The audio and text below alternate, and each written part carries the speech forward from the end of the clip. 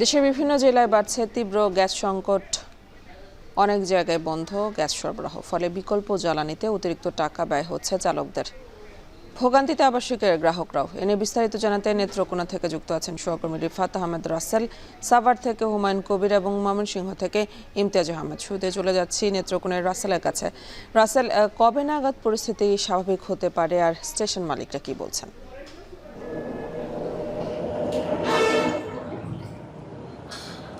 গত 9 দিন ধরে কিন্তু নেত্রকোনার যে গ্যাস সরবরাহ সেই গ্যাস সরবরাহ কিন্তু পুরোপুরি বন্ধ রয়েছে। ফলে নেত্রকোনা জেলার তিতাসের যে 5,500 গ্রাহক রয়েছে তারা কিন্তু চরম দুর্ভোগে পড়েছে। তবে সবচেয়ে বেশি দুর্ভোগে পড়েছে জেলার একটি মাত্র সিএনজি স্টেশন। এই সিএনজি স্টেশনটি পুরোপুরি বন্ধ থাকার ফলে জেলার যত সিএনজি চালিত যানবাহন রয়েছে সেই সবগুলো যানবাহনে কিন্তু এখন বিকল্প জ্বালানিতে কিন্তু চলতে হচ্ছে। এর ফলে দেখা যাচ্ছে যে অতিরিক্ত টাকা খরচ করেও কিন্তু তারা হিমশিম খাচ্ছেন। আমরা তিতাস কর্তৃপক্ষের সাথে কথা বলেছিলাম, তারা যেমনটি জানিয়েছেন যে আসলে এই গ্যাসের সংকট সারা দেশেই চলমান রয়েছে। সেই সংকট নিরসনে কিন্তু তাদের যে ঊর্ধ্বতন কর্মকর্তা রয়েছেন তারা কিন্তু কাজ করছেন। তবে কবে নাগাদ এই সংকট নিরসন হবে বা সুনির্দিষ্ট কোনো তারিখ কিন্তু তারা বলতে পারছেন না। তারা চেষ্টা করে যাচ্ছেন যত দ্রুত সম্ভব গ্যাস সরবরাহ স্বাভাবিক করার। তবে এই সময় যারা চালক রয়েছেন নেত্রকোনা বা এর আশপাশের তারা কিন্তু বলছেন যে আসলে এই সময়টুকু কিন্তু তারা চরম দুর্ভোগে পড়ছেন। কারণ দিন শেষে কিছু টাকা তারা বাড়ি নিয়ে গেলেও এখন কিন্তু তাদের একেবারে বিপরীত চিত্র হয়ে গেছে।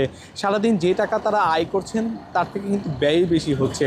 এর ফলে দেখা যাচ্ছে যে তাদের দুর্ভোগ বেড়েছে, যাত্রীদের কষ্ট বেড়েছে এবং অন্যান্য ক্ষেত্রে দেখা যাচ্ছে যে আসলে যাত্রীরাও কিন্তু ভোগান্তির শিকার হচ্ছেন। বিশেষ করে আমি যদি জেলা শহরের যারা তিতাসের গ্রাহক রয়েছে তাদের কথাই যদি বলি, তারা কিন্তু এখন গ্যাস না পাওয়ার ফলে কিন্তু বিদ্যুতের ব্যবহার করে কিন্তু রান্নাবান্নার কাজ করছেন। তবে বিদ্যুৎ না থাকার ফলে সেই ক্ষেত্রেও কিন্তু তারা ভোগান্তির শিকার হচ্ছেন। তো সব মিলিয়ে বলা যায় যে নেত্রকোনা যে গ্যাস সংকট, সেই সংকটের ফলে কিন্তু পুরো জেলা জুড়ে এক ধরনের দুর্ভোগের সৃষ্টি হয়েছেন। আমি এই মুহূর্তে যে পাম্পটিতে দাঁড়িয়ে রয়েছি, এই পাম্পটিতে প্রতিদিন কিন্তু গড়ে 10 থেকে 12,000-এর মতো গাড়ি কিন্তু গ্যাস কিন্তু তারা নিত, কিন্তু এখন একেবারে পুরোপুরি বন্ধ থাকার ফলে কিন্তু পাম্প কর্তৃপক্ষ যারা রয়েছে তারাও কিন্তু আর্থিক ক্ষতির মধ্যে পড়েছেন। তারা বলছেন যত দ্রুত সম্ভব এই সংকট যদি নিরসন করা যায় তাহলে কিন্তু তাদের যে আর্থিক ক্ষতির পাশাপাশি যারা চালক রয়েছেন তারাও কিন্তু দুর্ভোগ থেকে পরিত্রাণ পাবেন। তো এই ছিল আমার কাছে নেত্রকোনা থেকে গ্যাস সরবরাহের সর্বশেষ এনি। গ্যাস পরিস্থিতির আরো খবর জানতে এবার চলে যাব সাভারে হুমায়ুনের কাছে। হুমায়ুন, আমরা নেত্রকোনার খবরাখবর দেখছিলাম, তো সাভারের আজকের গ্যাস সরবরাহের কি অবস্থা? বেশ কিছুদিন ধরে সাভারের শিল্প, আবাসিক এবং বাণিজ্যিক খাতে গ্যাস সরবরাহের মারাত্মকভাবে বিঘ্ন ঘটেছে। ফলে কিন্তু সাধারণ মানুষ, শিল্প কলকারখানার মালিক সহ এবং বিশেষ করে সিএনজি পাম্পগুলোতেও কিন্তু দীর্ঘ লাইন। আমি যদি একটু দেখাতে চাই, এখানে সকাল থেকে গ্যাসের জন্য কিন্তু লাইন দিয়ে আছে, লম্বা লাইন কিন্তু এখানে রয়েছে। কিন্তু লম্বা লাইন দিয়ে ঘন্টার পর ঘন্টা বসে থাকার পরেও যেখানে 600 থেকে 1800 কিংবা 1500 টাকার গ্যাস পাওয়ার কথা, কিন্তু সেখানে দেখা যায় যে 200 কিংবা 300 টাকার গ্যাস তারা ভরতে পারছে। মোটামুটি এইসব কারণে কিন্তু পাম্পের যে মালিক রয়েছে, মানে পাম্পের যে স্টেশনের যেসব কর্মচারী রয়েছে তাদের সাথে কিন্তু বাকবিতণ্ডাও অনেক সময় ভুল বোঝাবুঝি সৃষ্টি হয়। কারণ বলা হচ্ছে যে চালকরা অভিযোগ করছেন যে তারা আসলে পাম্পে গ্যাস থাকা সত্ত্বেও গ্যাস দিচ্ছেন না। এইসব কারণে কিন্তু নানা রকম সমস্যার মধ্যে পড়ছে। এছাড়া আবাসিকে তো মারাত্মক ভোগান্তি রয়েছে। এখানে স্থানীয় সাধারণ জনগোষ্ঠী যারা রয়েছে তারা কিন্তু লাকড়ির চুলা কিংবা ইলেকট্রিক চুলায় রান্না করছেন। ফলে একদিকে খরচ বেড়েছে, অন্যদিকে গ্যাসের বিলও দিতে হচ্ছে। সব মিলিয়ে একটা ভোগান্তি রয়েছে। পাশাপাশি গার্মেন্টস মালিকদের সাথে আমার কথা হয়েছে। উইন্টার ড্রেস লিমিটেড নামে একটি কারখানার জেনারেল ম্যানেজারের সাথে কিছুক্ষণ আগেই আমার কথা হয়েছিল। তিনি কিন্তু বলছিলেন যে গ্যাস না থাকার কারণে প্রতিদিন তাদের 1 লাখের বেশি, মানে 30 থেকে 35 লক্ষ টাকার অতিরিক্ত জ্বালানি হিসেবে ডিজেল ব্যবহার করতে হচ্ছে। ফলে যে মালামাল রয়েছে, যেসব পণ্য উৎপাদন হচ্ছে, উৎপাদনের কস্টিং বেড়ে যাচ্ছে। আন্তর্জাতিক বাজারে আসলে এভাবে কস্টিং বেড়ে গেলে টিকে থাকা অনেকটা দুষ্কর বলে কিন্তু তিনি দাবি করেছেন। কোন রকম কালক্ষেপণ ছাড়াই আসলে সংশ্লিষ্ট যারা রয়েছে জাতীয় গ্রিডে গ্যাসের সরবরাহ, গ্যাসের চাপকে নিশ্চিত করার জন্য কিন্তু তিনি দাবি জানিয়েছেন। একটু যুক্ত করতে চাচ্ছি যে যেমনটি দেখাচ্ছিলাম, এই মাত্রই কিন্তু গ্যাস নাই, মানে বন্ধ বলে কিন্তু একটি সাইনবোর্ড টানিয়ে দেওয়া হয়েছে। মানে আর তারা এখন আর গ্যাস দিতে পারবে না, গ্যাসের একেবারেই কিন্তু চাপ নেই। সব মিলে আসলে গ্যাসের গ্যাস সরবরাহের যে পরিস্থিতি সেটির উন্নতি না হলে কিন্তু সাভারের যে সাধারণ জনগোষ্ঠী রয়েছে তাদের কিন্তু ভোগান্তির শেষ নেই। একটু শেষ করতে চাচ্ছি, কিছুদিন আগেও কিন্তু গ্যাসের দাবিতে তিতাস ট্রান্সমিশনের যে আঞ্চলিক অফিস রয়েছে সেটি কিন্তু ঘেরাও করা হয়েছিল। আবাসিক গ্রাহকরা বলছেন যদি খুব দ্রুত সময়ের মধ্যে যদি সমাধান না হয় তারা আবার সেই তিতাস গ্যাসের আঞ্চলিক অফিস ঘেরাও করবেন। এ ছিল সাভার থেকে গ্যাসের পরিস্থিতির সবশেষ নিয়ে আমার কাছে বিস্তারিত। গ্যাস সংকটের আরও খবর জানতে এবার চলে যাবে ময়মনসিংহ ইমতিয়াজের কাছে। ইমতিয়াজ, আজকে সিএনজি ফিলিং স্টেশনগুলোতে ভিড় কেমন দেখছেন? যদি বলি ময়মনসিংহের পুরো বিভাগের অবস্থায় কিন্তু একটা বিপর্যস্ত অবস্থায় গ্যাস সংকটের কারণে ময়মনসিংহে যেটা আমরা দেখতে পাচ্ছি যে বাসাবাড়ি গ্যাস থেকে শুরু করে সিএনজি ফিলিং স্টেশন এবং শিল্পাঞ্চল ভালুকা সেখানেও কিন্তু তীব্র গ্যাসের সংকট রয়েছে এবং সকাল থেকে ফিলিং স্টেশনগুলোতে তীব্র ভিড় আমরা দেখতে পাচ্ছি যে সিএনজি চালিত অটোরিকশাগুলো। একমাত্র এই শহরের 6টি সিএনজি ফিলিং স্টেশনের মধ্যে একমাত্র ইন্টাকো যে ন্যাচারাল গ্যাস স্টেশন রয়েছে সেখানে 2-3 ঘন্টা পরপর 20 মিনিটের জন্য চাপ পাচ্ছেন তারা এবং 70 থেকে 80 টাকা পর্যন্ত সর্বোচ্চ তারা গ্যাস দিতে পারছেন এবং এই একটি মাত্র সিএনজি স্টেশন এখানে একমাত্র খোলা রয়েছে আর সবগুলো বন্ধ রয়েছে।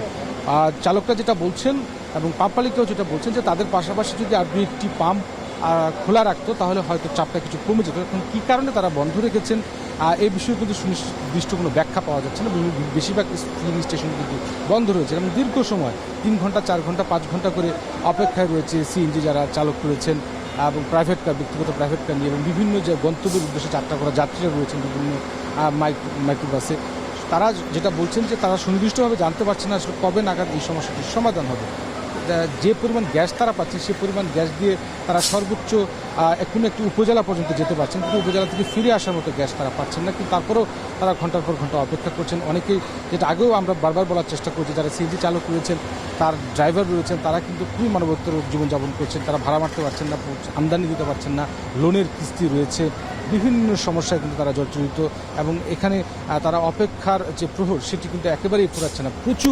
প্রচুর ভিড়, অন্তত 400 থেকে 500 যানবাহন এই একটি মতো সিএনজি যেহেতু খোলা রয়েছে ময়মনসিংহের সেখানে কিন্তু ভিড় করছে এবং দীর্ঘ সারি আসলে এই বিশেষ করে এই ময়মনসিংহে জেলায় প্রায় 30,000-এর মতো সিএনজি অটোরিকশা চলে, যেগুলো বেশিরভাগই বিভিন্ন জেলা থেকে উপজেলা থেকে সেই সিএনজিগুলো আসে এবং যার কারণে আমরা দেখতে পাচ্ছি যে এখানে অপেক্ষার সারিটাও কিন্তু খুব দীর্ঘ এবং কখন নাগাদ তারা গ্যাস পাবেন এবং সেটি কিন্তু একেবারে বলা যাচ্ছে না এবং সেই অপেক্ষা কিন্তু তারা প্রহর গুনছেনি এবং আমরা দেখতে পাচ্ছি যে তারা বসে রয়েছেন রোদের মধ্যে, কষ্ট করছেন এবং তাদের পরিবার চালাতে এখন খুব বেগ পেতে হচ্ছে, কষ্ট করতে হচ্ছে এবং তারা যেটা জানাচ্ছিলেন এবং তারা বলছিলেন যে একটা সুনির্দিষ্ট ব্যাখ্যা যদি থাকতো কবে নাগাদ এটি সরবরাহ হবে স্বাভাবিকভাবে সেটি তারা আসলে সুনির্দিষ্টভাবে জানতে চান। অন্যদিকে যদি বলি যে ভালুকা শিল্পাঞ্চল এলাকা এবং বাংলাদেশের অর্থনীতিতে খুব বড় ভূমিকা রাখে, সেখানে ওষুধ শিল্প থেকে শুরু করে পোশাক কারখানাগুলো রয়েছে, সেখানে গ্যাসের চাপ কম থাকা উৎপাদনে কিন্তু চরমভাবে ব্যাহত হচ্ছে। তো সব মিলিয়ে একটা বিপর্যস্ত অবস্থা বিরাজ করছে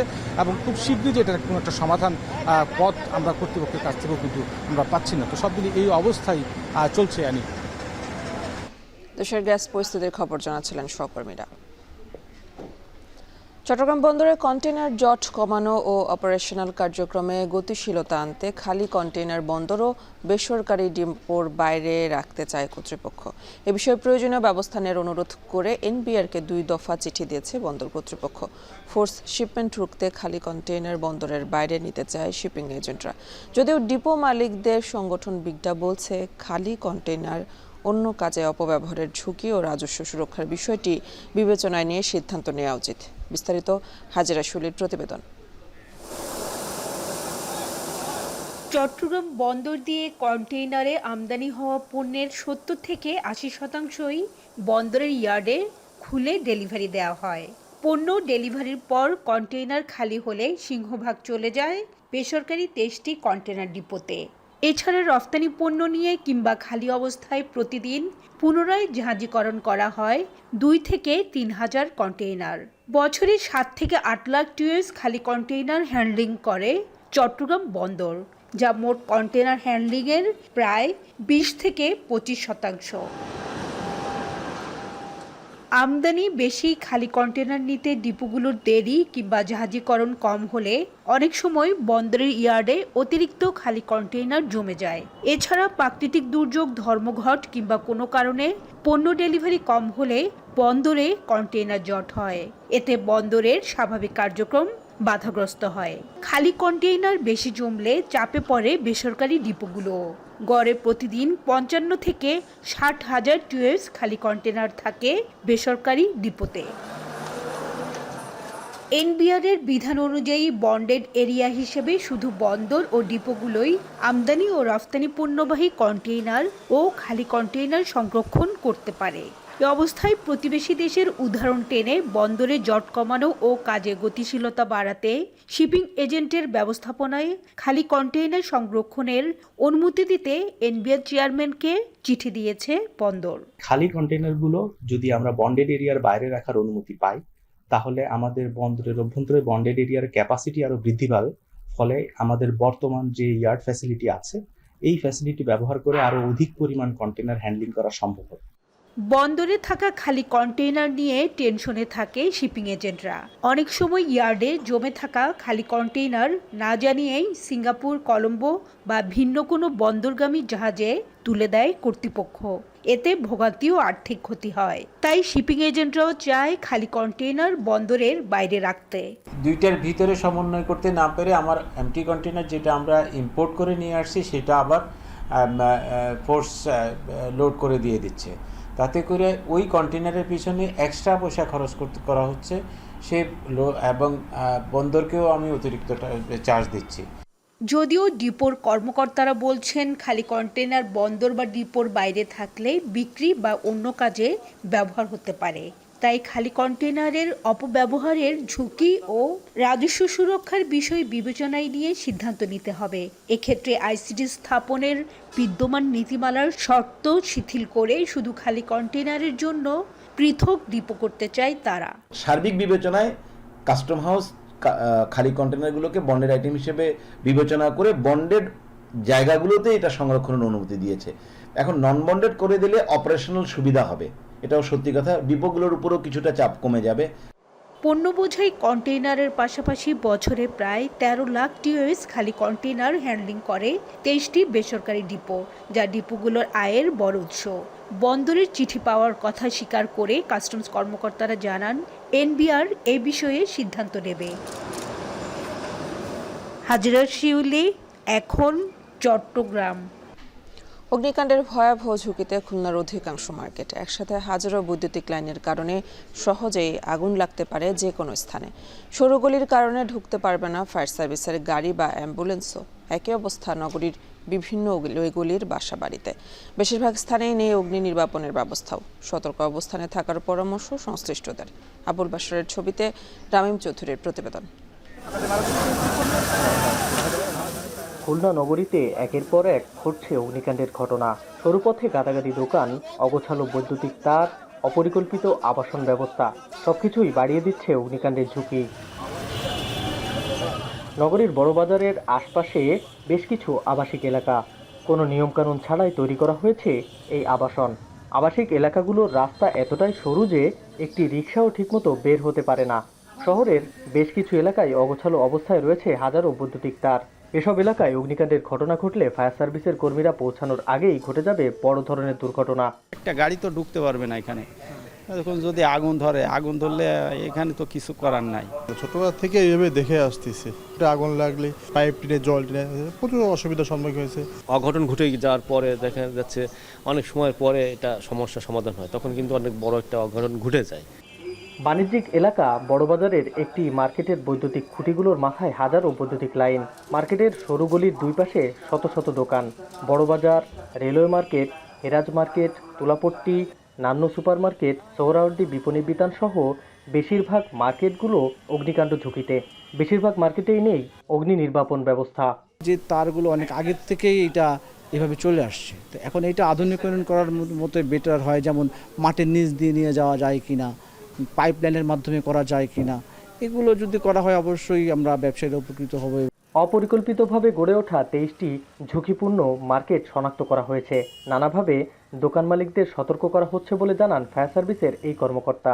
বড়বাজার সংলগ্ন মার্কেটে কোনো অগ্নিকাণ্ড ঘটলে ফায়ার সার্ভিসের গাড়ি যাতায়াতের জন্য যে প্রশস্ত রাস্তা না থাকার কারণে একটু আমাদের অগ্নি নির্বাপনে যথেষ্ট চ্যালেঞ্জের মুখে পড়তে হয়। মার্কেটগুলির মালিক পক্ষের সাথে বিভিন্ন সময় আমরা সভা করে তাদেরকে পরামর্শ দিয়েছি যেন মার্কেটগুলিতে পানি রিজার্ভার স্থাপন করা হয় এবং অগ্নি নির্বাপনী ব্যবস্থা রাখা হয়। নগরীতে নেই পর্যাপ্ত জলাশয় বা পুকুর। কোথাও অগ্নিকাণ্ডের ঘটনা ঘটলে বড় সমস্যায় পড়তে হয় পানি নিয়ে। তাই ওয়াসার পানি ব্যবস্থাপনার সাথে প্রতিটি গুরুত্বপূর্ণ মোড়ে ফায়ার সার্ভিসের জন্য বসাতে হবে পানির লাইন। এছাড়াও জনসচেতনতা বাড়াতে হবে বলে জানান কেসিসির প্রশাসক। ওয়াসার পানি ব্যবস্থাপনা যেটি, এর সাথে প্রত্যেকটা গুরুত্বপূর্ণ মোড়ে ফায়ার সার্ভিসের জন্য পানির স্পট থাকা উচিত, যেখান থেকে দ্রুত তারা পাইপ লাগিয়ে ওখান থেকে পানি নিয়ে অগ্নি নির্বাপন করতে পারে, যে ব্যবস্থাটা আমাদের শহরে নাই। এটা আমরা ভাবছি, আমরা খুব তাড়াতাড়ি ওয়াসার সাথে বৈঠক করব যাতে করে এই ব্যবস্থাটা শহরে থাকে। খুলনা শহরে এমন ছোট ছোট অলিগলি অনেক রয়েছে যেখানে অ্যাম্বুলেন্স বা একটি ফায়ার সার্ভিসের গাড়ি ঢোকা কোনোভাবেই সম্ভব নয়। গত এক বছরে খুলনায় ছোট বড় সব মিলিয়ে প্রায় 3 শতাধিক অগ্নিকাণ্ডের ঘটনা ঘটেছে, যেখানে ক্ষয়ক্ষতির পরিমাণ দাঁড়িয়েছে প্রায় 27 কোটি টাকা। এ কারণেই ঝুঁকিপূর্ণ স্থানগুলো আবারও ঢেলে সাজিয়ে নতুন করে নগরীকে যেন নিরাপদভাবে সাজানো যায় সে বিষয়ে বলছেন সংশ্লিষ্টরা। রামিম চৌধুরী, এখন খুলনা। সন্ত্রাসী ডেভিড ইমনের গ্রেফতার বিষয়ে সংবাদ সম্মেলন করছেন চট্টগ্রাম জেলা পুলিশ সুপার। আমরা সরাসরি চলে যাচ্ছি সেখানে। ছিল প্রত্যক্ষভাবে এবং পরোক্ষভাবে সবাইকে আমরা শনাক্ত করতে সক্ষম হই এবং তখন থেকে তাদের পিছনে আমরা লেগে থাকি। এইটার পিছনে কাজ করতে গিয়ে আমরা তাদের সম্পর্কে এই যে আমাদের যে গোয়েন্দা তথ্য, স্থানীয় তথ্য এবং আমাদের যে তথ্য প্রযুক্তির চুলচেরা বিশ্লেষণ, এটা করে আমরা গুরুত্বপূর্ণ অনেক তথ্য পাই এবং এই ধারাবাহিকভাবে আমরা কিন্তু লেগে আছি তাদের পেছনে। লেগে থাকার একটা পর্যায়ে গত 22 তারিখে, এই মাসেরই গত কয়েকদিন আগে 22 তারিখে আমরা ওই মামলার, যেটা মাসুদ হত্যা মামলার অন্যতম আসামি এবং এজার নামীয় আসামি ইলিয়াস ওরফে ধামা ইলিয়াস, তাকে কিন্তু আমরা গ্রেপ্তার করতে সক্ষম হই। এটা ঢাকা থেকে, ডিএমপি এলাকা থেকে।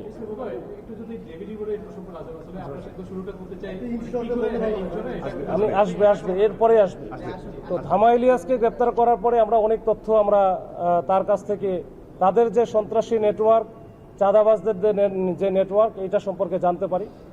এর মধ্যে আপনারা দেখেছেন যে গত কয়েকদিন আগে সিএমপি এলাকায় যে ইন্টারনেট সরবরাহকারী প্রতিষ্ঠান ডিডিএন, এইখানকার যে মালিক বা স্বত্বাধিকারী, তাকে ফোন করে যে 2 কোটি টাকা চাঁদা দাবি করা এবং সেই সাথে 2-1 দিনের মধ্যেই সেইখানে আবার ওই যে কিশোর গ্যাং যারা আছে এদেরকে দিয়ে হামলা ভাঙচুর করা, এই সব ঘটনার প্রেক্ষিতে আমরা কিন্তু তার কাছ থেকে গুরুত্বপূর্ণ কিছু লিড পাই। এই লিড পাওয়ার পরপরই আমরা কিন্তু বিভিন্ন জায়গায় আমাদের এই জেলা পুলিশ চট্টগ্রামের কয়েকটা টিমকে আমরা ভাগ করে দিই। ভাগ করে এক একটা টিম এক এক দিকে আমরা পাঠাই এবং এটা কিন্তু একদিনের কাজ না, এটা কিন্তু হুট করে হয় নাই। এটার পিছনে অনেক শ্রম আছে, অনেক পরিশ্রম আছে, অনেক তথ্য প্রযুক্তির বিশ্লেষণ আছে। এটা করতে গিয়ে আমরা তখন যে বিষয়গুলো আমরা পাই, যেটা হয়তো আপনারা একটু জানতে চাচ্ছেন, যে এই যে ডেভিড ইমন বা সন্ত্রাসী ইমন, এই যে তাকে যে ধরা হলো, তো এই ধরার পিছনে আসলে অনেক কাহিনী আছে। জাস্ট ছোট করে 1 মিনিট আমি একটু বলি যে তারা কিন্তু অত্যন্ত ধুরন্ধর এবং খুবই চালাক এবং তারা কিন্তু কোনো নেটওয়ার্কের বাইরে থাকে। বলা যায় যে তারা ওইরকম সিম ইউজ করে না, সব বিদেশি নাম্বারগুলো ব্যবহার করে, অ্যাপসের মাধ্যমে তারা কথা বলে। এইটার ভিতরে ঢুকে কাজ করা এত সহজসাধ্য বা একদিনের বিষয় বা 2 দিনের বিষয় না, এটা অনেক দীর্ঘদিনের বিষয়।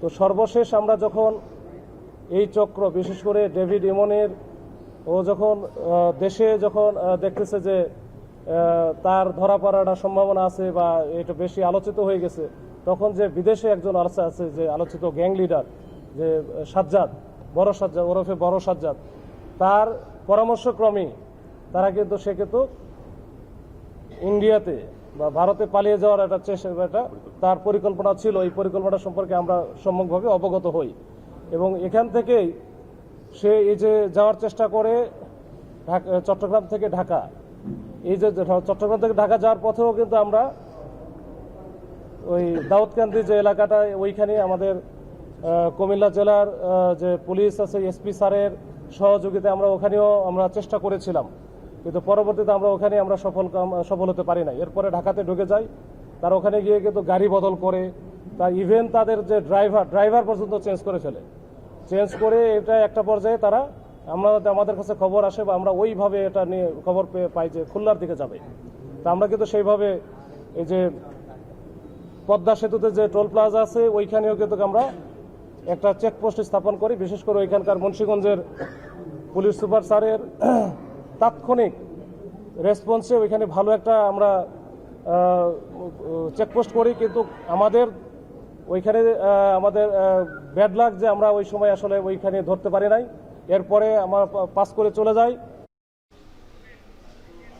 সন্ত্রাসী ডেভিড ইমনের গ্রেফতার বিষয়ে সংবাদ সম্মেলন করছেন চট্টগ্রাম জেলা পুলিশ সুপার। আমরা সরাসরি যুক্ত ছিলাম সেখানে। জাতীয় নাগরিক পার্টি এনসিপির জুলাই পদযাত্রার অংশ হিসেবে সিলেটের গোপালগঞ্জ উপজেলায় সমাবেশ করবে দলটির নেতা কর্মীরা। দুপুরে এই সমাবেশ শেষে জুলাই শহীদ পরিবারের সদস্যদের সঙ্গে সাক্ষাৎ করার কথা রয়েছে তাদের। গোপালগঞ্জে কার্যক্রম শেষে বিকেল ৩টায় কানাইঘাট এবং সন্ধ্যা 7টায় ওসমানীনগর যে জুলাই পদযাত্রা অনুষ্ঠিত হবে। এদিকে সিলেটের 5টি উপজেলায় সার্বিক আইন শৃঙ্খলা পরিস্থিতি স্বাভাবিক রাখা এবং নিরাপত্তা ঝুঁকি মোকাবেলায় বিজিবি মোতায়েনের অনুরোধ জানিয়েছে জেলা প্রশাসন। জেলা পুলিশ বলছে, সিলেটের সীমান্তবর্তী উপজেলাগুলোতে রাতের বেলা কর্মসূচি দেওয়া হয়েছে, তাই বাড়তি সতর্কতা হিসেবে বিজিবি চাওয়া হয়েছে। ঢাকা চট্টগ্রাম মহাসড়ক জুড়ে সৃষ্টি হয়েছে গর্ত ও খানাখন্দ। যানবাহনের গতি কমায় যাত্রী ও চালকদের ভোগান্তি বৃদ্ধির পাশাপাশি বেড়েছে দুর্ঘটনার ঝুঁকিও। আর এ নিয়ে বিস্তারিত জানাতে কুমিল্লার আমতলী থেকে যুক্ত আছেন সহকর্মী মাসুদ আলম। মাসুদ, মহাসড়কের কি অবস্থা দেখছেন আর এ নিয়ে কি বলছে কর্তৃপক্ষ?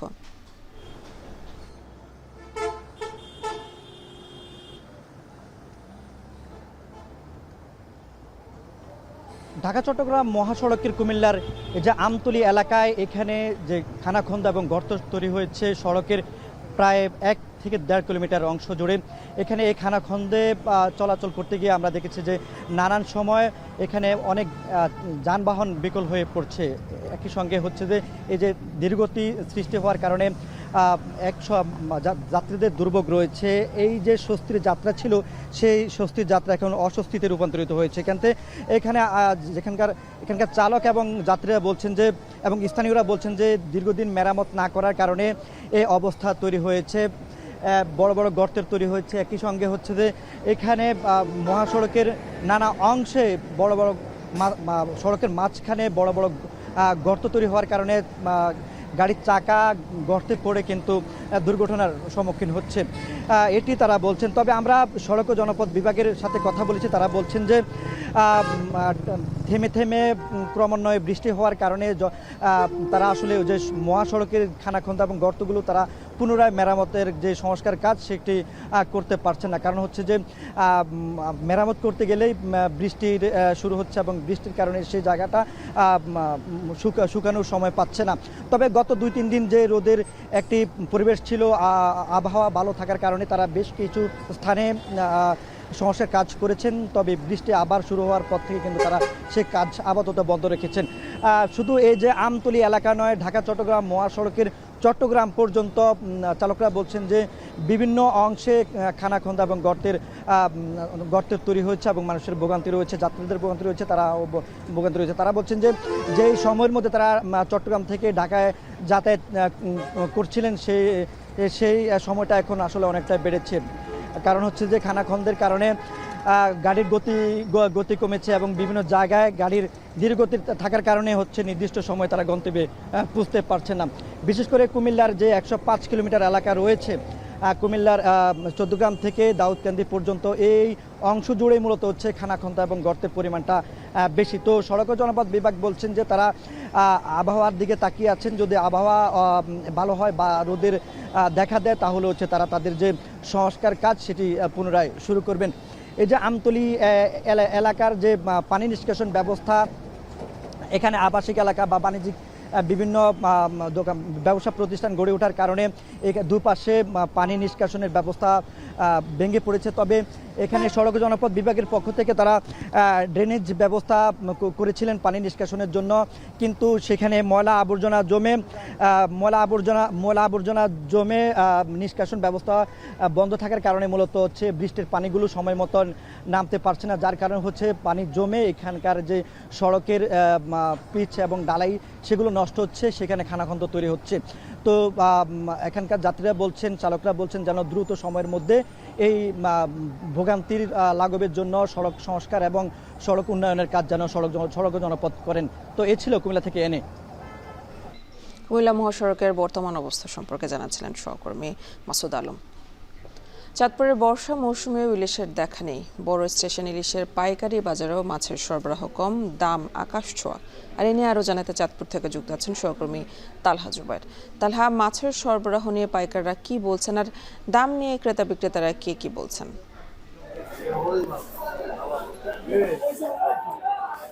এখন ইলিশের ভরা মৌসুম, এই মৌসুমে কিন্তু বাজারে ইলিশের যে পরিমাণে মাছ থাকার কথা তা কিন্তু দেখা যাচ্ছে না। মূলত চাঁদপুরে যে স্থানীয় পদ্মা মেঘনা নদী রয়েছে সেখানে জেলেদের জালে কাঙ্ক্ষিত ইলিশের দেখা না পাওয়ায় কিন্তু বাজারে খুব একটা সরবরাহ নেই, যার ফলশ্রুতিতে বছরব্যাপী ইলিশের যে আকাশ ছোঁয়ার দাম তা কিন্তু এখনো অব্যাহত রয়েছে। যদিও গেলে সপ্তাহের তুলনায় ইলিশের সরবরাহ কিছুটা বেড়েছে, বিশেষ করে দেশের দক্ষিণাঞ্চলের নদীতে ধরা পড়া জেলেদের জালে মাছ এই বাজারে কিছুটা আসতে শুরু করছে, কিন্তু তারপরেও এখন ইলিশের যে দাম তা কিন্তু ক্রেতারা বলছেন যে তাদের সাধ্যের বাইরে। বিশেষ করে বছরব্যাপী যে ইলিশের দাম ছিল তা কিন্তু আসলে বছরব্যাপী কিন্তু ইলিশের দাম আকাশ ছোঁয়া ছিল। যদিও বিক্রেতারা বলছেন যে তারাও কিন্তু আসলে প্রত্যাশা করছেন ইলিশের সরবরাহ বাড়ার ক্ষেত্রে, কিন্তু সরবরাহ কম থাকে কিন্তু আসলে মাছের দাম বেশি বলে কিন্তু বিক্রেতারাও বলছেন। আজকের বাজারে 1 কেজি ওজনের যে ইলিশ তা বিক্রি করা হচ্ছে 2700 থেকে 2800 টাকা দরে। তাছাড়া 600 গ্রাম থেকে 800 গ্রাম ওজনের ইলিশ বিক্রি করা হচ্ছে 2200 থেকে 2400 টাকার মধ্যে, এবং তার চেয়ে বড় সাইজের ইলিশ কিন্তু আর একটু বেশি দাম বিক্রি করা হচ্ছে। তবে মাঝারি সাইজের ইলিশ 1600 থেকে 1700 টাকা, এবং ছোট সাইজের বিশেষ করে 5টা কিংবা 6টা কেজি এই ধরনের ইলিশ বিক্রি করা হচ্ছে 700 থেকে 800 টাকা ধরে। আমি কথা বলেছিলাম যারা ব্যবসায়ী আছেন তারা বলছেন যে আসলে তাদের যে ব্যবসার ইনভেস্ট তা কিন্তু তুলতেই এখন হিমশিম খাওয়া লাগছে। বিশেষ করে তারা জেলেদেরকে যে দাদন দিয়েছে সেই দাদনের টাকা তুলে আনাই কিন্তু আসলে তাদের এখন দায় হয়ে দাঁড়িয়েছে। আর যারা জেলে রয়েছেন তারা বলছেন যে তারা চেষ্টা করে যাচ্ছেন নদীতে ইলিশ আহরণের জন্য, কিন্তু দিনরাত জাল ফেলার পরেও কিন্তু কাঙ্ক্ষিত পরিমাণ ইলিশ না পাওয়ায় তাদের কিন্তু অনেক ক্ষেত্রে জ্বালানি তেলের খরচ নির্বাহ করাই কিন্তু দায় হয়ে যাচ্ছে, এবং তারা এই সময়টাতে মুখিয়ে থাকে ইলিশ ধরে টাকা পয়সা নিয়ে কিন্তু তাদের পরিবার পরিজন কিংবা ছেলে মেয়েদের লেখাপড়ার যে খরচ তা নির্বাহ করার জন্য। কিন্তু ভরা মৌসুমে ইলিশ না পেয়ে তারা কিন্তু আসলে হতাশ হয়ে কিন্তু বাড়ি ফিরছেন, এবং সেই ক্ষেত্রে অনেক জেলেই কিন্তু এখন নদীতে যাওয়াও কিন্তু আসলে কমিয়ে দিয়েছে। ব্যবসায়ীরা বলছেন ইলিশের যদি এই ভরা মৌসুমেও যদি ইলিশের সরবরাহ স্বাভাবিক না হয়, আসলে সামনের দাম কতটুকু কমবে তা নিয়ে কিন্তু ব্যবসায়ীরা শঙ্কিত রয়েছেন বলে জানিয়েছেন। আর যারা ক্রেতা সাধারণ রয়েছেন তারাও কিন্তু আসলে আশাহত হয়েই অনেক ক্ষেত্রেই বাজার থেকে ইলিশ না কিনে ফিরে যাচ্ছেন। তো সবকিছু মিলিয়ে এই ছিল আমার কাছে ইলিশের বাজারের সবশেষ এনি। চাঁদপুরের ইলিশের বাজার নিয়ে জানাচ্ছিলেন সহকর্মী তালহা জুবায়ের। ভোলার মেঘনা ও তেঁতুলিয়া নদীতে এখন ইলিশের ভরা মৌসুম, তবে বৈরী আবহাওয়া ঘন ঘন নিম্নচাপের কারণে গভীর সাগরে যেতে পারছে না জেলেরা। অপরদিকে নদীতেও মিলছে না আশানুরূপ মাছ, ফলে একদিকে হতাশ জেলে ও ব্যবসায়ীরা, অন্যদিকে সরবরাহ কমে যাওয়ায় বাজারে বেড়েছে ইলিশের দাম। অঙ্কুর রায়ের ছবিতে বিস্তারিত জানাবেন ইমতিয়াজুর রহমান। আষাঢ় শ্রাবণে ভোলার নদী ও সাগর জুড়ে শুরু হয় ইলিশের ভরা মৌসুম। প্রচুর বৃষ্টিপাত আর তীব্র স্রোতের টানে সাগর থেকে নদীর মোহনায় উঠে আসে ঝাঁকে ঝাঁকে রূপালী ইলিশ। বছরের এই সময়টাতেই সবচেয়ে বেশি ব্যস্ত থাকার কথা জেলে, আড়তদার ও মাছ ব্যবসায়ীদের, কিন্তু এবার ভিন্ন চিত্র।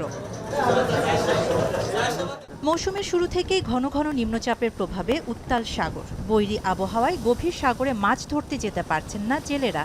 ঘাটে অলস পড়ে আছে শত শত ট্রলার। অন্যদিকে ভোলার মেঘনা ও তেঁতুলিয়া নদীতেও মিলছে না কাঙ্ক্ষিত কাঙ্ক্ষিত ইলিশ। ট্রলারের জ্বালানি খরচ, মাঝি মাল্লার মজুরি আর ধার দেনা পরিশোধ করতে হিমশিম খাচ্ছেন তারা। অনেক টাকা খরচ দিন করে তেল ধরনের বাকি থেকে নিয়ে যাই, ঠিক আছে, খরচা হিসেবে আমাকে খুশি না। নদীতে মাছ নাই, এখন শহরের থেকে শহরের জলতে মাছ উঠাইতেছে না, এই জন্য মনে করেন আমরা মাছ পাইতে আসি না। 40,000 টাকা বাজার লেগে গেছি, 4 দিন সাগরে ছিলাম, মানে 7,000 টাকা মাছ বেশি। সরবরাহ কমে যাওয়ায় বাজারেও বেড়েছে ইলিশের দাম। এতে বিপাকে পড়েছেন সাধারণ ক্রেতারাও। ব্যবসায়ীরা বলছেন, মাছ কম থাকায় চাহিদার তুলনায় সরবরাহ অনেক কম। এই গাড়ির থেকে 15-20টা গাড়ি যাইতো দৈনিক, আর এখন 2-3টা। প্রতিদিনে 10 হইতে 20 লাখ টাকার মাছ হইতো, সেই জায়গায় আমাদের সারাদিনে 1 লাখ টাকার মাছ হয় না। এই জন্য আমরা খুব হতাশার ভিতরে আছি। মৎস্য বিভাগের মতে জলবায়ু পরিবর্তনের প্রভাব, নদী দূষণ এবং মেঘনা তেঁতুলিয়া নদীর প্রায় 190 কিলোমিটার অভয়াশ্রম এলাকায় অসংখ্য ডুবোচর জেগে ওঠায় ইলিশের স্বাভাবিক বিচরণ পথে পরিবর্তন এসেছে। ফলে আগের মতো নদীতে ইলিশ প্রবেশ করছে না। জলবায়ু পরিবর্তনের কারণে সারা ওয়ার্ল্ডে একটা এটার প্রভাব পড়ছে, অন্যান্য মাছের ক্ষেত্রেও পড়ছে, ইলিশের ক্ষেত্রেও পড়ছে এটা। কিন্তু ইলিশটা সম্পূর্ণ প্রাকৃতিক নদী সমুদ্র কেন্দ্রিক মাছ, এখানে আমাদের নিয়ন্ত্রণটা ওইভাবে থাকে না, ম্যানেজমেন্টটা ওইভাবে করা যায় না। দেশের প্রায় 34% ইলিশের চাহিদা পূরণ হয় ভোলা থেকে। চলতি মৌসুমে জেলায় 1,85,000 মেট্রিক টন ইলিশ আহরণের লক্ষ্যমাত্রা নির্ধারণ করেছে মৎস্য বিভাগ। জেলে ও ব্যবসায়ীদের আশা, আবহাওয়া স্বাভাবিক হলে এবং নদীতে মাছের বিচরণ বাড়লে আবার প্রাণ ফিরে পাবে ভোলার মাছঘাটগুলো। ভোলা এখন গভীর নিম্নচাপের প্রভাবে পটুয়াখালীতে মাঝারি থেকে ভারী বৃষ্টিপাত অব্যাহত রয়েছে। নদ নদীতে 2 থেকে 3 ফুট পর্যন্ত পানি বেড়েছে। পাড়াসহ সকল সমুদ্র বন্দরকে 3 নম্বর স্থানীয় সতর্ক সংকেত দেখিয়ে যেতে বলেছে আবহাওয়া অধিদপ্তর। এ নিয়ে বিস্তারিত জানাতে কলাপাড়া আন্ধারমানিক নদের তীর থেকে যুক্ত আছেন সহকর্মী জসিম পারভেজ। জসিম, আবহাওয়ার এখন কি পরিস্থিতি দেখছেন আর কি বলছে আবহাওয়া অধিদপ্তর?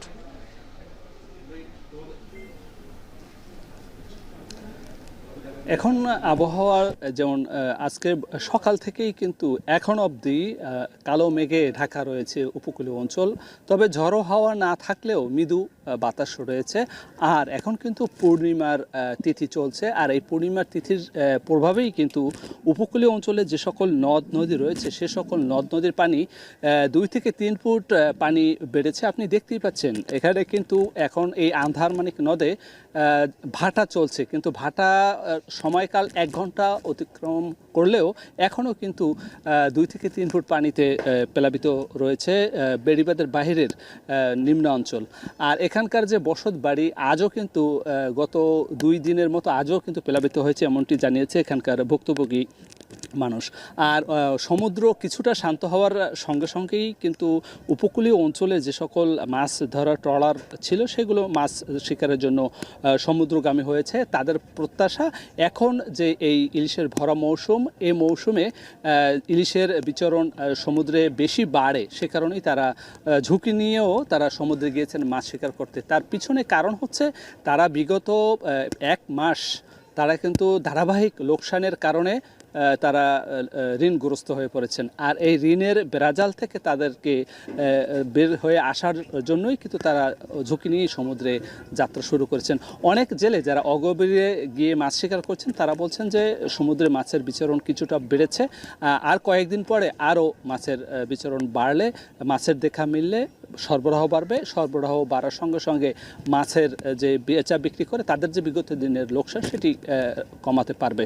এছাড়া আবহাওয়া অধিদপ্তর এখনও কিন্তু আজকেও উপকূলীয় অঞ্চল মানে পায়রা সমুদ্র বন্দর সহ 4টি সমুদ্র বন্দরকে 3 নম্বর স্থানীয় সতর্ক সংকেত দেখে যেতে বলেছে। এবং এখন যে গভীর নিম্নচাপটি উড়িষ্যা অঞ্চল উপকূলীয় অঞ্চল অতিক্রম করছে এবং তার প্রভাবে কিন্তু এই উপকূলীয় অঞ্চলে গতকাল এবং আজকে মেঘে ছেয়ে আছে। আর এই মেঘে মেঘে মাঝারি ও ভারী বৃষ্টিপাত হচ্ছে।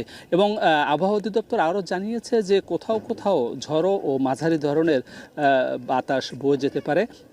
এজন্য উপকূলীয় অঞ্চলের কাছাকাছি থেকে সকল নৌযানকে সাবধানে চলাচলের জন্য তারা নির্দেশনা দিয়েছেন।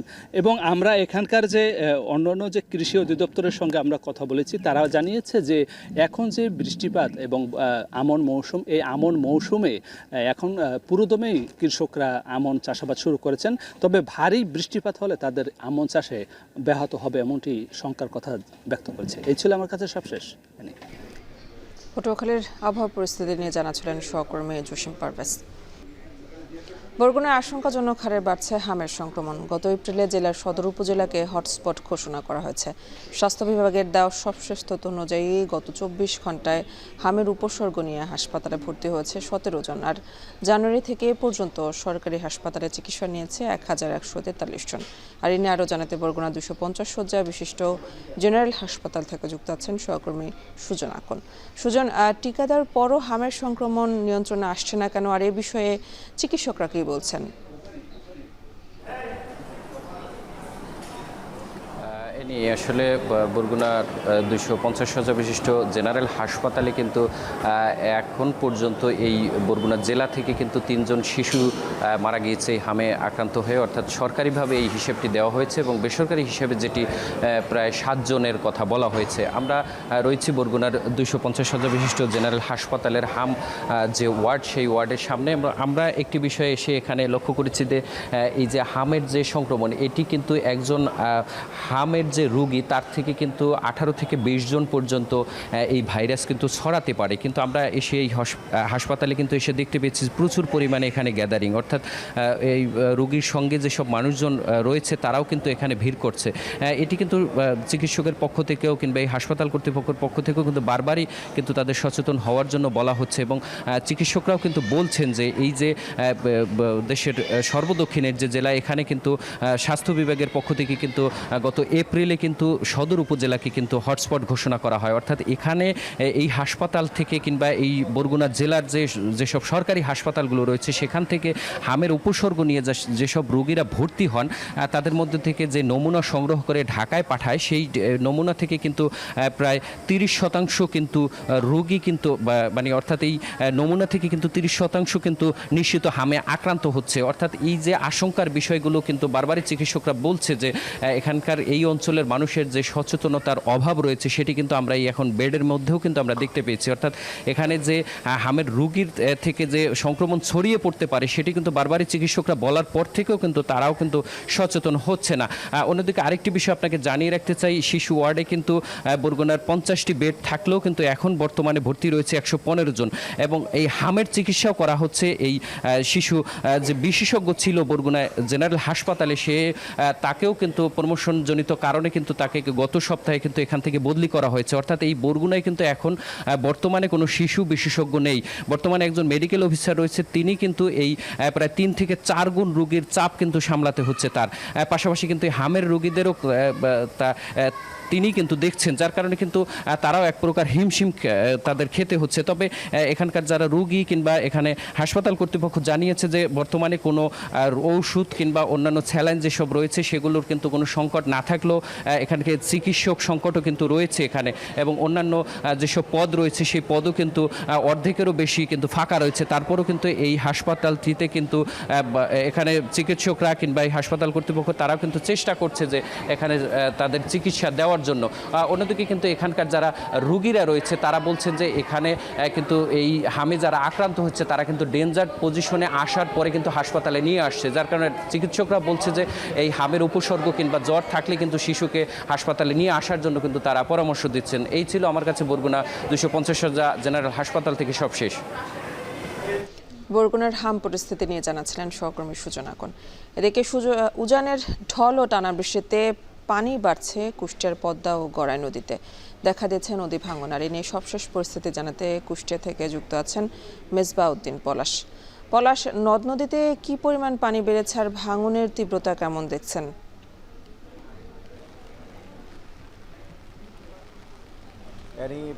পাহাড়ি ঢল এবং টানা যে বৃষ্টি সেই বৃষ্টির কারণে কিন্তু কুষ্টিয়ার পদ্মা এবং যে গড়াই নদীতে কিন্তু যে পানি কিন্তু বৃদ্ধি পেয়েছে এবং আজকেও কিন্তু কুষ্টিয়ার হার্ডিং যে ব্রিজ পয়েন্টে সেখানে 10.75 মিটার কিন্তু পানি প্রবাহিত হচ্ছে, যা বিপদসীমার 3 যে মিটার নিচ দিয়ে কিন্তু প্রবাহিত হচ্ছে এবং দেখছেন যে এতেই কিন্তু পানি বাড়ার সাথে সাথে কিন্তু কুষ্টিয়ার পদ্মা এবং গড়াই নদীতে যে 28টি পয়েন্টে কিন্তু এর মধ্যে 21 কিলোমিটার যে এলাকার কিন্তু বিভিন্ন পয়েন্টে কিন্তু যে ভাঙন দেখা দিয়েছে। ঠিক কুষ্টিয়ার দৌলতপুরের যে কলদিয়ার, মাঝদিয়ার সহ ফয়জুল্লাহপুর সহ অন্যান্য যে মরিচা ইউনিয়নের বিভিন্ন এলাকা সেখানে কিন্তু ভাঙন এরই মধ্যে দেখা দিয়েছে এবং পানি উন্নয়ন বোর্ডের পক্ষ থেকে কিন্তু সেই এলাকাগুলোতে কিন্তু যে জিও ব্যাগ ফেলে কিন্তু আসলে নিয়ন্ত্রণের চেষ্টা করছেন। ঠিক আমি এখন রয়েছে কুষ্টিয়ার যে কয়া ইউনিয়নের ঘোড়াইঘাট যে এলাকা, ঠিক এখানেও দেখছেন যে এই যে ভাঙন সেটি কিন্তু আসলে দেখা দিয়েছে। এরই মধ্যে কিন্তু পানি উন্নয়ন বোর্ডের যারা কর্মচারী রয়েছেন তারা এই ভাঙন প্রতিরোধে তারা কিন্তু জিও ব্যাগ ফেলে কিন্তু সেটি কিন্তু প্রতিরোধ করার চেষ্টা করছেন এবং এতে কিন্তু আমরা দেখছি যে তাদের যে একেবারে সারি কিন্তু জিও ব্যাগ কিন্তু তারা নিয়ে এসেছেন এবং শুধুমাত্র এই নদীর আশপাশের যারা মানুষ রয়েছেন তারাও বলছেন যে কোনো বললে কিন্তু তাদের যে বসত ভিটা সহ তাদের যে ঘরবাড়ি রয়েছেন সেগুলো রক্ষায় কিন্তু তারা কাজ করবেন, এমনটি কিন্তু তারা দাবি জানিয়েছেন। এছাড়াও যে জেলার বিভিন্ন এলাকায় কিন্তু যে এরই মধ্যে ভাঙন দেখা দিয়েছে। পানি উন্নয়ন বোর্ডের যে নির্বাহী প্রকৌশলীর সাথে আমি একটু আগেও কথা বলেছি, তিনি বলছেন যে একেবারে যে নিরবিচ্ছিন্নভাবে কিন্তু তারা কিন্তু একেবারে সব কর্মকর্তাদের ছুটি আসলে বাতিল করেছেন এবং এই সময়ে কিন্তু তারা ঠিক নদীর যে এলাকা যে ভাঙন যে কবলিত যে এলাকা সেগুলো কিন্তু তারা কিন্তু নিয়মিত তারা পরিদর্শন করছেন এবং যে ভাঙন যে এলাকা সেটি কিন্তু দেখা মাত্রই সেখানে জিও ব্যাগ ফেলে কিন্তু সেটি কিন্তু রোধ করছেন, এরকমটি রয়েছে। এবং একটু বলে রাখি যে এই যে পানি বাড়ার কারণে কিন্তু আতঙ্ক ছড়িয়েছে নদী তীরবর্তী যে এলাকা সেই এলাকাগুলোতে কিন্তু যে সেখানে কিন্তু যে আতঙ্ক ছড়িয়েছে এবং তারাও যে নদী পাড়ে যারা বাসিন্দা রয়েছেন তারা বলছেন যে এইরকমটি আসলে রয়েছে। একটু বলে রাখি যে একটু আগেও কিন্তু থেমে প্রতি মুহূর্তে কিন্তু যে থেমে সেই বৃষ্টি সেটি কিন্তু আসলে হচ্ছে। এই ছিল আমার কাছ থেকে কুষ্টিয়া থেকে আনি। কুষ্টিয়ার নদী ভাঙন নিয়ে জানাচ্ছিলেন সহকর্মী মেজবাউদ্দিন পলাশ।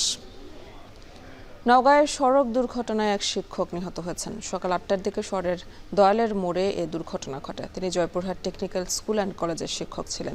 পুলিশ জানায় সকালে ইউসুফ নামে ওই শিক্ষক স্কুটি চালিয়ে জয়পুরহাট টেকনিক্যাল স্কুল অ্যান্ড কলেজে যাচ্ছিলেন। পথে নওগাঁ শহরের দয়ালের মোড়ে একটি ব্যাটারি চালিত অটোরিকশার সাথে ধাক্কা লাগে। এ সময় তিনি রাস্তায় পড়ে গেলে বিপরীত দিক থেকে আসা বিআরটিসির একটি যাত্রীবাহী বাস চাপা দিলে ঘটনাস্থলে তার মৃত্যু হয়।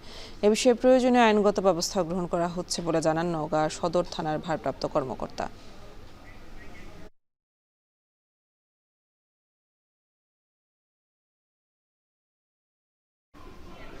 বর্ষা এলে চলনবিল অঞ্চলে বেড়ে যায় সাপের উপদ্রব। এতে আতঙ্কে দিন পার করে বিল অঞ্চলের মানুষ। বিশেষজ্ঞরা বলছেন প্রাকৃতিক আবাসস্থল নষ্ট করে যেখানে সেখানে গড়ে তোলা হচ্ছে বাড়িঘর।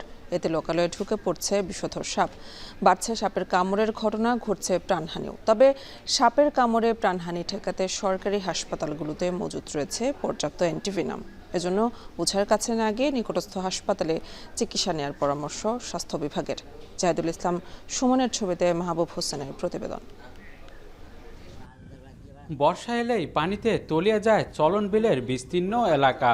এবারও পানি বৃদ্ধির সাথে নতুন করে আতঙ্ক দেখা দিয়েছে বিষধর সাপের উপদ্রব। বিলের ঝোপঝাড় ও উঁচু জমি পানিতে ডুবে যায়, সাপ ঢুকে পড়ছে লোকালয়ে। মানুষের রান্নাঘর, গোয়ালঘর, এমনকি সবার ঘরেও মিলছে বিষধর সাপ। আতঙ্ক বিরাজ করছে বিল অঞ্চলের কৃষক, জেলে এবং পানিবন্দী মানুষের মধ্যে। বর্ষা আসলে সাপের উপদ্রবটা খুব বেড়ে যায়। বিশেষত মাঠে যেসব সাপ থাকে সেই সব সাপ বাসস্থান দিয়ে উঠে আসে। সব বড় বড় সাপ, গোমা সাপ, দারাজ সাপ, আপনার মাইশি আলাদ। বিশেষজ্ঞরা বলছেন চলনবিল অঞ্চলে অবাধে গড়ে তোলা হচ্ছে বসতবাড়ি। এছাড়া ঝোপঝাড় কেটে তৈরি করা হচ্ছে পুকুরসহ নানা স্থাপনা। এতে সাপের জন্য নিরাপদ ও প্রাকৃতিক আবাসস্থল ধ্বংস হওয়ায় পরিবেশগত সংকটে পড়ছে সাপ। নিরাপদ আশ্রয় খুঁজতে বসতবাড়িতে বিষধর সাপ ঢুকে যাবার কারণে বাড়ছে সাপের দংশন ও মৃত্যুর ঘটনা। এখন এই ঝোড়ঝাপ জঙ্গলগুনা কিন্তু মানুষ কেটে ফেলার ফলে এই সাপগুলো কিন্তু মানুষের বাসা বাড়িতে যায় ঠাঁই নিচ্ছে। ফসলি জমিতে বিশেষ করে ইঁদুরের যে গর্তগুলো আছে সেগুলো কিন্তু পানিতে ডুবে যাচ্ছে। এই সাপগুলো তখন গর্ত থেকে বের হয়ে আমাদের বাড়িঘরের আশেপাশে জঙ্গল এবং বাড়িঘরে বিভিন্ন লাকড়ির গুদাম, পোল্ট্রি খামার কিন্তু আমাদের এই সাপগুলো চলে আসতেছে। জেলা সদর হাসপাতালের তথ্য বলছে, গত বছর সাপের দংশনে জেলার সরকারি হাসপাতালগুলোতে চিকিৎসা নিয়েছেন 513 জন। এর মধ্যে বিষধর সাপের দংশন ছিল 27 জনের। গত 2 মাসে সাপের দংশনে অন্তত 10 জন আহত ও 2 জন নিহত হয়েছেন। সতর্ক থাকার পাশাপাশি সাপের দংশনের শিকার হলে দ্রুত নিকটস্থ হাসপাতালে নেওয়ার পরামর্শ বিশেষজ্ঞ চিকিৎসকদের। যে কোনো সাপে কাটা রোগীকে দয়া করে সময় ক্ষেপণ না করে আপনারা সরকারি হসপিটালে আসবেন এবং আমরা সেই অনুযায়ী ব্যবস্থা নেব। শুরুতেই যদি আমি ধরতে পারি এবং ওষুধটা যদি প্রয়োগ করতে পারি, সেক্ষেত্রে দেখা যাচ্ছে যে রোগীর সার্ভাইভাল রেটটা অনেক বেশি। আসলে 10 বছর আমি দেখিনি। তবে জনসাধারণের মাঝে সচেতনতা বৃদ্ধি, দ্রুত চিকিৎসা এবং প্রয়োজনীয় প্রতিরোধমূলক ব্যবস্থা গ্রহণ না করলে এই পরিস্থিতি আরও ভয়াবহ রূপ নিতে পারে বলে ধারণা বিশেষজ্ঞদের। মাহবুব হোসেন, এখন নাটোর। এই ছিল এখন জনপদের আয়োজনে। এখন টেলিভিশন ওয়েবসাইটে দেখতে ভিজিট করুন www.এখন.tv। এছাড়া ফেসবুকে দেখতে ভিজিট করুন facebook.com/tv.এখন এবং ইউটিউবে দেখতে ভিজিট করুন youtube.com/c/এখন।